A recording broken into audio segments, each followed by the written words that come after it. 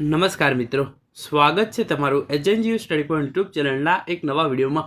મિત્રો, વર્ષ 2025ની અંદર જો સરકારી નોકરી મેળવવાનું તમારું સપનું હોય તો તમારા માટે આ વિડીયો જે છે એ સ્પેશિયલ બની રહેશે, કારણ કે આજના આ વિડીયોની અંદર આપણે વર્ષ 2025ની અંદર તમામ જે વિભાગો છે એની અંદર જે સરકારી નોકરીની ભરતી આવવાની છે એના વિશે વાત કરવાના છીએ।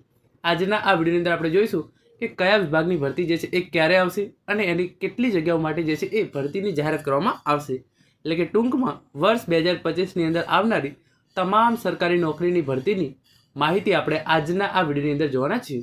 મિત્રો, HNGU study point YouTube channel દ્વારા તમને આવી તમામ માહિતી સૌપ્રથમ અને સચોટ રીતે પૂરી પાડવામાં આવે છે। ભવિષ્યમાં પણ આવી તમામ માહિતી મેળવવા માટે ચેનલને અત્યારે સબસ્ક્રાઇબ કરી લેજો। તો હવે શરૂ કરીએ આજનો આ વિડીયો। તો તમે જોઈ શકો છો પ્રમાણે નાણાકીય વર્ષ 2025-26માં હાથ ધરવામાં આવનાર કામગીરીની વિગતો।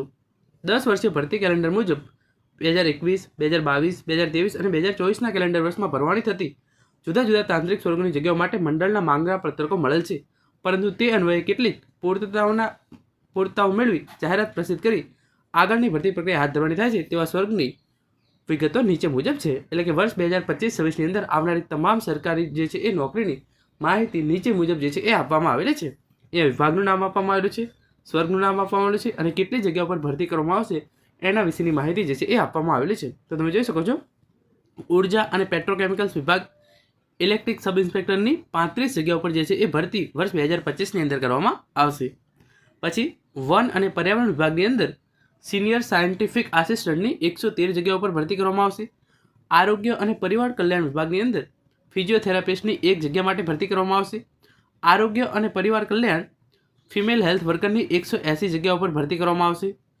પછી તમે આગળ જોઈ શકો છો, આરોગ્ય અને પરિવાર કલ્યાણ વિભાગની અંદર જ મેડિકલ સોશિયલ વર્કરની 42 જગ્યાઓ પર ભરતી કરવામાં આવશે। આરોગ્ય અને પરિવાર કલ્યાણ વિભાગની અંદર ફિઝિયોથેરાપિસ્ટની 150 જગ્યાઓ પર ભરતી કરવામાં આવશે। જે આ અલગ અલગ મેઇન કચેરી છે એ મુજબ અહીંયા અલગ અલગ જે છે એ ભરતી કરવામાં આવનાર છે। આરોગ્ય અને પરિવાર કલ્યાણ વિભાગની અંદર લેબોરેટરી આસિસ્ટન્ટની 65 જગ્યાઓ પર ભરતી કરવામાં આવશે વર્ષ 2025ની અંદર।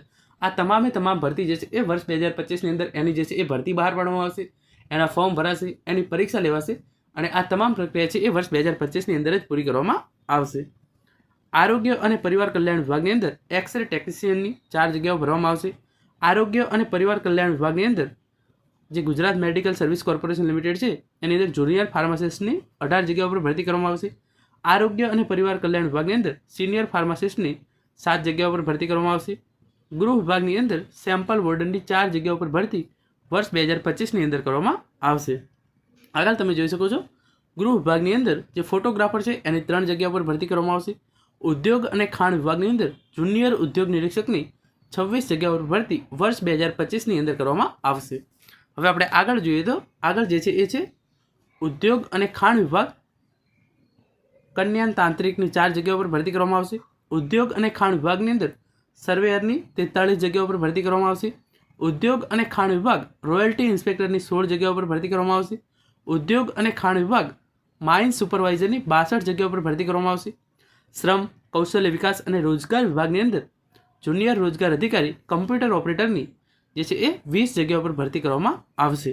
તમે આગળ જોઈ શકો છો। પછી શ્રમ, કૌશલ્ય વિકાસ અને રોજગાર વિભાગની અંદર જે છે એ એની અલગ અલગ કચેરીની અંદર આ ગાંધીનગરની હતી, આ અમદાવાદની, એ રીતે કન્યાન તાંત્રિકની 4 જગ્યાઓ પર ભરતી કરવામાં આવશે। શ્રમ, કૌશલ્ય વિભાગ અને રોજગાર વિભાગની અંદર જુનિયર ટેકનિકલ આસિસ્ટન્ટની 2 જગ્યાઓ પર ભરતી કરવામાં આવશે। શ્રમ, કૌશલ્ય વિકાસ અને રોજગાર વિભાગની અંદર આસિસ્ટન્ટ સ્ટોર કીપર 65 જગ્યાઓ પર ભરતી કરવામાં આવશે। શ્રમ, કૌશલ્ય વિકાસ અને રોજગાર વિભાગની અંદર ફોરમેન ઇન્સ્પેક્ટરની 21 જગ્યાઓ પર જે છે એ ભરતી કરવામાં આવશે। અને પછી અહીંયા આગળ લખ્યું છે, નર્મદા જળ સંપત્તિ, પાણી પુરવઠા અને કલ્ચર વિભાગની અંદર અધિક મદદનીશ ઇજનેર સિવિલની જે છે એ 433 જગ્યાઓ પર જે છે એ ભરતી કરવામાં આવનાર છે। નર્મદા જળ સંપત્તિ, પાણી પુરવઠા અને કલ્પસર વિભાગની અંદર અધિક મદદનીશ ઇજનેર યાંત્રિકની 15 જગ્યાઓ પર ભરતી કરવામાં આવશે।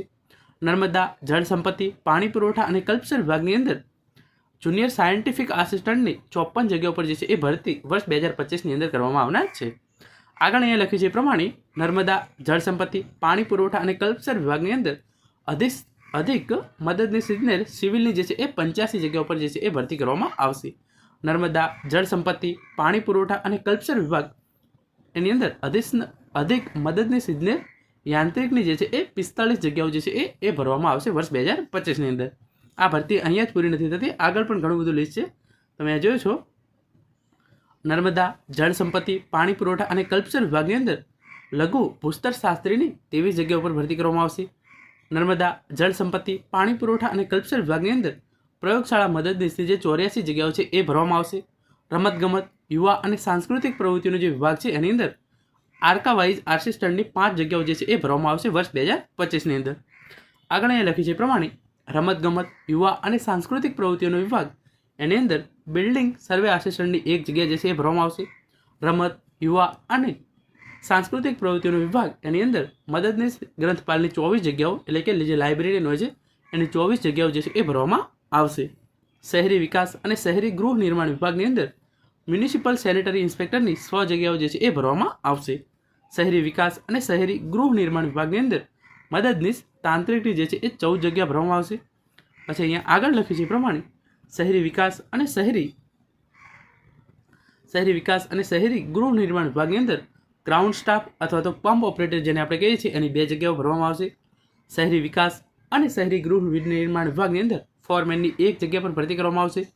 શહેરી વિકાસ અને શહેરી ગૃહ નિર્માણ વિભાગની અંદર સબ ઓફિસર અને ડ્રિલ ઇન્સ્ટ્રક્ટરની 1 જગ્યા પર ભરતી કરવામાં આવશે. શહેરી વિકાસ અને શહેરી ગૃહ નિર્માણ વિભાગ દ્વારા સ્ટેશન ઓફિસર અને ઇન્સ્ટ્રક્ટરની 2 જગ્યાઓ પર ભરતી કરવામાં આવશે.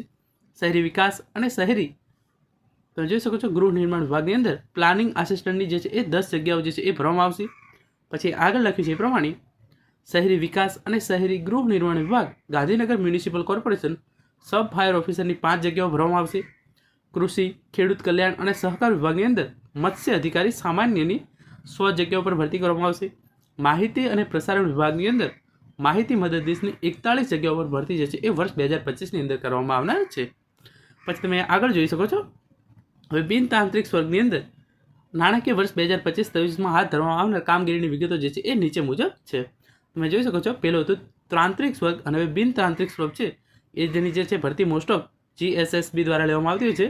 તો એની અંદર તમે જોઈ શકો છો જે નાણાં વિભાગ છે એની અંદર નાણાં વિભાગની અંદર નિયામકશ્રી હિસાબ અને તિજોરીની કચેરી એની અંદર પેટા હિસાબનીશ, સબ ઓડિટર, હિસાબનીશ ઓડિટર અને પેટા તિજોરી અધિકારી અથવા તો અધિક્ષકની 350 જગ્યાઓ પર જે છે એ ભરતી કરવામાં આવનાર છે.